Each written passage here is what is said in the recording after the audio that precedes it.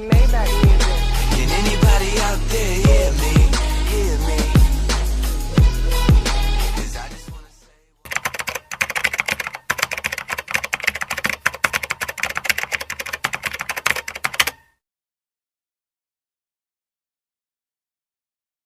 A fuel tanker bursts into flames. Instead of running for his life, the driver runs back. He unhooks the tractor and saves it. People at the scene called him a hero, but here's the twist. His company later fired him. Not for the tanker burning, but for the risk he took. So now the question is, was he brave or was he reckless?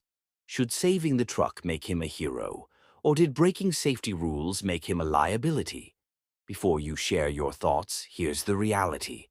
In safety-critical industries, like oil, gas, mining, and transport, risk-taking that endangers life is a violation, even if the outcome looks heroic. Companies want employees to follow procedure, not instinct, because if he had died, the company would face massive liability and OSHA investigations. So, while bystanders praised his courage, the company saw it as a serious breach of safety policy. What do you think? Did the company do the right thing, or did they throw away a real hero?